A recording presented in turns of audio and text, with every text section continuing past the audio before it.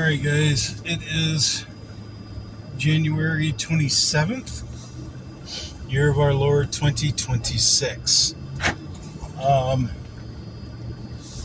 It's 1 degrees outside right now where I'm at.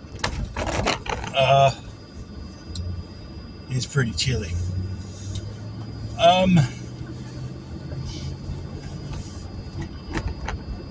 There is a lot of stuff going on right now.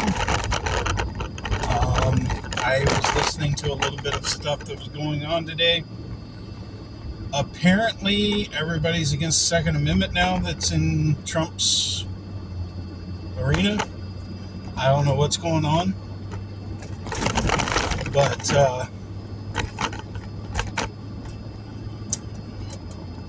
I trust God, and everything's going to work itself out.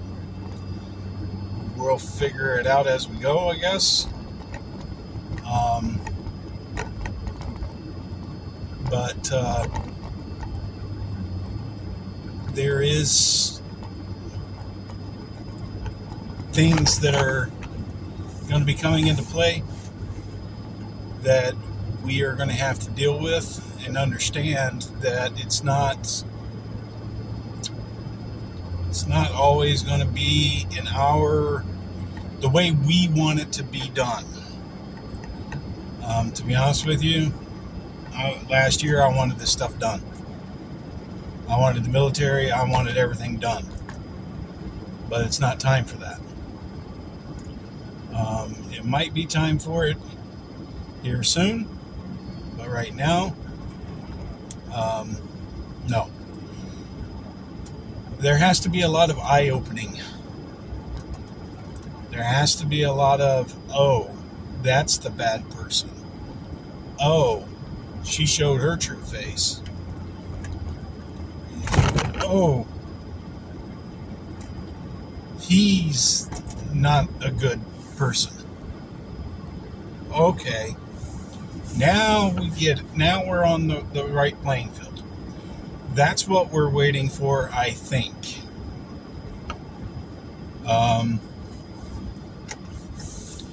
I am pretty sure Trump knows who's not with him and who is. What do I mean by that? There are people trying to sabotage Trump still.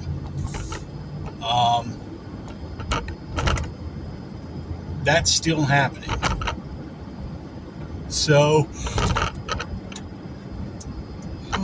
excuse me, I had to yawn because of the cold. So you're dealing with people that are trying to still bring down this country. Trump has accomplished quite a bit. I mean, he's accomplished a lot in the first year he was in office. But we got to keep it going. A lot of people have stopped praying for this country because Trump's in office and everybody thinks Trump is going to get this done. Trump can't get all of this done by himself. He needs the hand of God to move so he can finish up what God was intending to do, wants him to do. So that's where we're waiting. That's what's kind of going on here. There is a lot of talk that Trump is starting to show his true colors. No. I think what he is doing is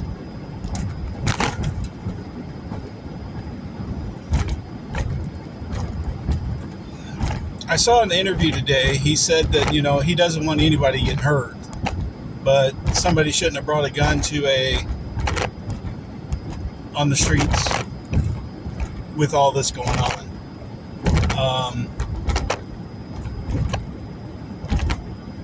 I don't know how to take that statement because myself, I would say that means you don't care about the Constitution and the Second Amendment, which you're an advocate for, apparently, and now all of a sudden you don't care about it. So I'm a little confused.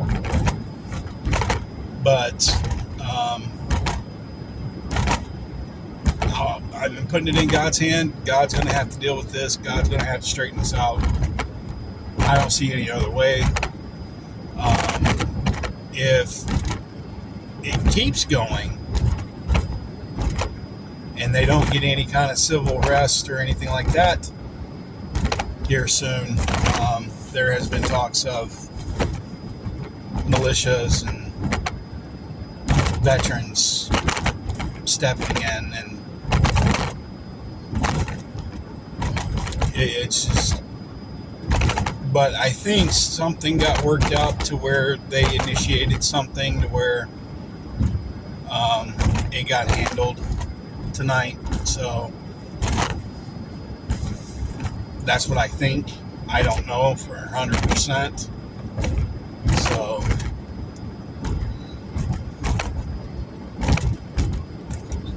it's just one of those things you gotta stop and understand. How do you handle these type of things? I'm going to be 100% honest with you guys.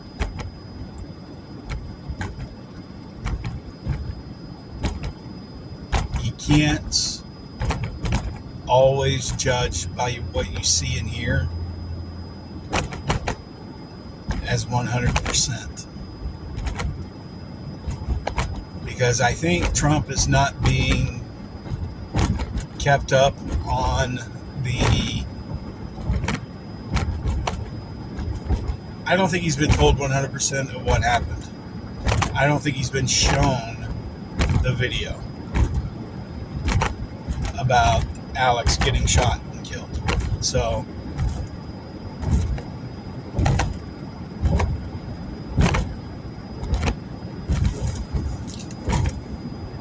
I think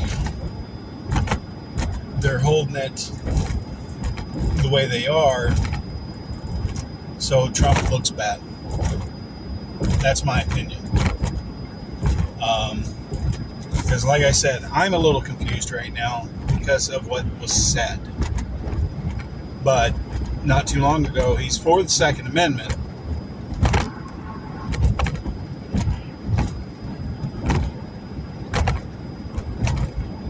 But he's not okay with people walking around being armed.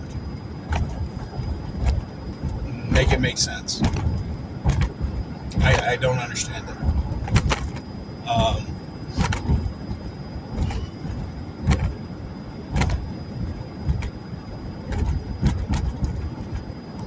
There's just a lot of issues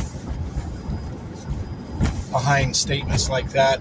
And I'm like, you know what? God, you handle this. Because I don't think we can.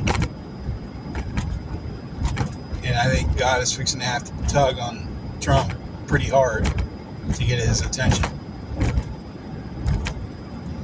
And he's going to have a godly moment and understand what's going on. So, that's what I think. I might be 1,000% wrong on this. Guys, I don't know. But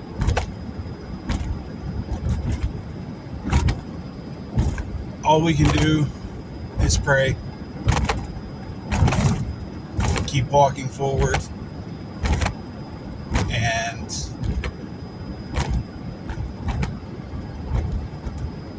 keep praying for these people.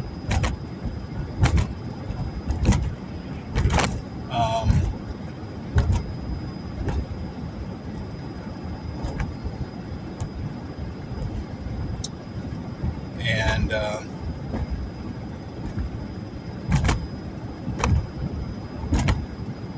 let God let us know who is on the right side of things. Because right now I'm having a hard time telling. So I put my faith in God, and Yahweh will get it all done. And we will get everything figured out. May take another month. I don't know, guys. I just know that there's been talks of power grids going down. I've heard a lot of tales about a bunch of different things. And if the power grids go down, people are going to freeze to death. So, I don't know. Because it's supposed to be -8 tonight, I think. Or -3, something like that. -3 to -8. I can't remember. It might have been some other county that was -8. That was close to us. But, yeah, it's below freezing. Power grids goes out. People are going to freeze to death. Especially at night. So,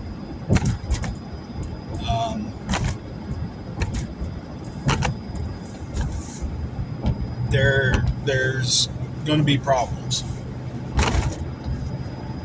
if they do that. So, and God willing, you don't freeze to death in that. So,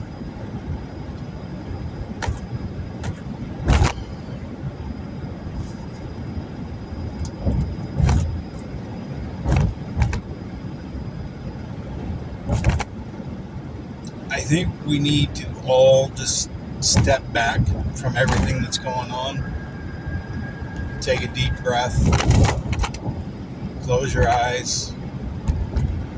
Tilt your head up to the heavens and say, Lord, my Lord, you've got this, and I lay everything of this world at your feet.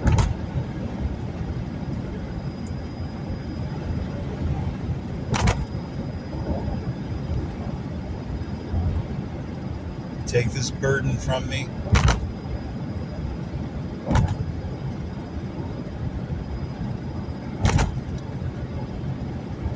And let me know who is for this country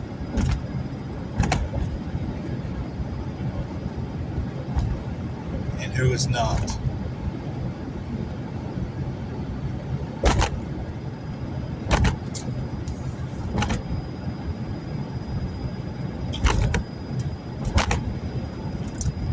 So that's kind of what I would be doing, but that's me.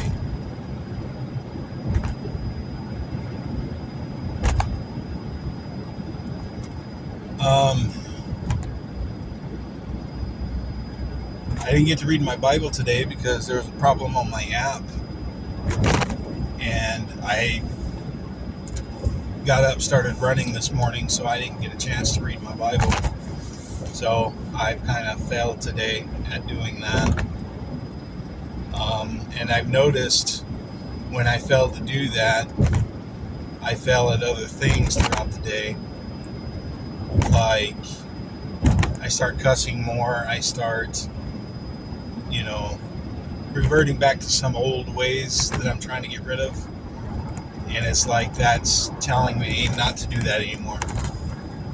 So I need to spend about 5 minutes a day with the Bible. And when I'm in my truck on the way to work, I need to be listening to my Bible. So,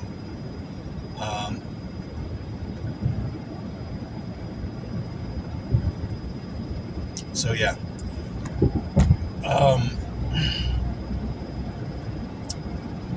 I will sit down and honestly try to give you guys an update on the way things have been going with me since I've been praying more and eating better and doing things like that. Me and my wife just had a lapse. We actually went and started eating a few bad things again, and we really felt the impact of that. So we're trying to get back into eating the healthy foods again, and to where we're not feeling crappy the way we've been feeling. So we're going to start eating clean again, and we're going to try. I'm fixing to try to get it to where I'm only eating once a day, and that's a big breakfast in the mornings. Like 2 eggs and the equivalent of 3 egg whites. Throw all that together and make a burrito, do something with them. And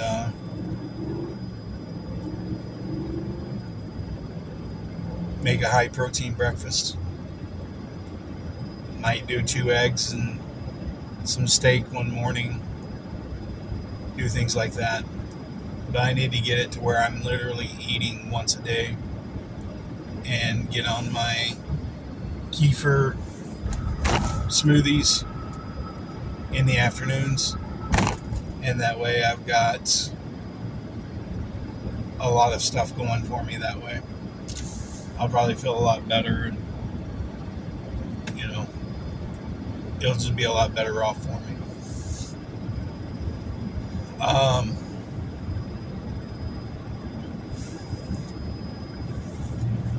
And guys, I'm going to say this.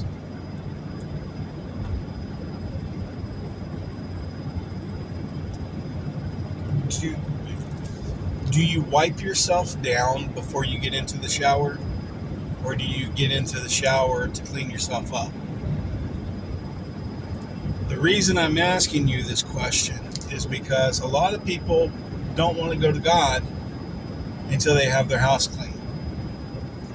Until they have everything in tip-top performance. I'm a good girl now, blah, blah, blah. I'm a good boy now. No. Invite God into your house while it's a mess. Because He can help you clean it faster and better than what you could do on your own. Okay? And that's what we need to get to, is cleaning our house. And I'm not talking about your house that you live in with your husbands and wives and kids. I'm not talking about that house. I'm talking about the house, your spiritual house. Have Him help you clean that. Because while you're cleaning that, He's going to help you clean up everything around you physically at the same time. So it's going to be a dual cleaning all at the same time. So if you have problems with maintaining a house's order, structure, you got pets and you always got hair around, God will help you with, okay, well, this is how we manage this. Do this, this, and this, and we'll get rid of that hair. You will no longer have pet hair in your house. Well, I didn't know that. Thank you for letting me know. And then go do it. But it's your choice if you're going to follow God's lead. It's all about choices. And in my opinion, if you're calling and asking God for His advice, why would you ignore it and go your route because you think you're better than He is? That's literally calling up and paying a professional to come and give you the advice to put your money to where it will grow, and then you do the polar opposite of everything they say, and then you lose everything because you thought you were better at it. Because instead of investing it, you turn around and went to Vegas and blew it all on the slot machines and you never won anything.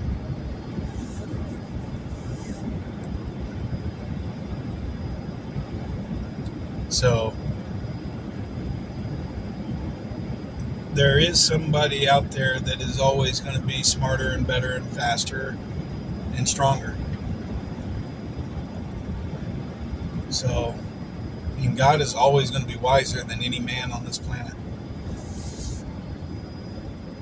So if you're wanting good advice from anything, for any walk of life you're going through, that would be the best person to talk to about it. Yeah, other people may have gone through the same thing, but their roads to get where they got may not be the road that you can take. God can help you take that road that you need to take to get you in a better place. But you have to ask for it. Just like if you want wealth, financial help, like if God gave you $10 million today, what would you do with it? Well, I'd invest it. How are you going to invest it? Well, I'd contact somebody and, okay, how do you know they're not going to rip you off? Contact God and God will tell you, talk to this person and have them help you invest this. God will tell you, don't talk to this guy and don't talk to this guy. Go invest in precious metals. Go and invest in,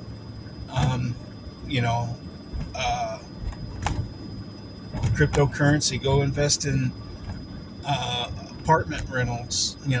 Go buy an apartment complex and get income coming from that. Go do something like that. So he will tell you ways to invest the money. It's your choice if you follow that advice or ignore it. And then you become broke worse than what you are right now. Because if God gave me $10 million today, first thing I would do is bend a knee, pray to God, rejoice, and say, thank you, thank you. What do you want me to do with it now? Because I have no clue what to do.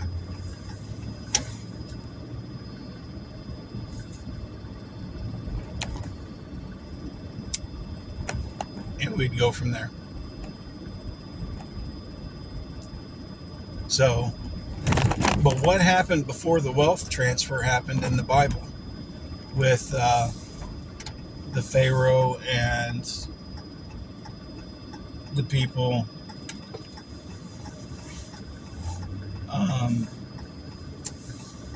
Before the wealth transfer happened, he freed everybody, I think, is the way it went.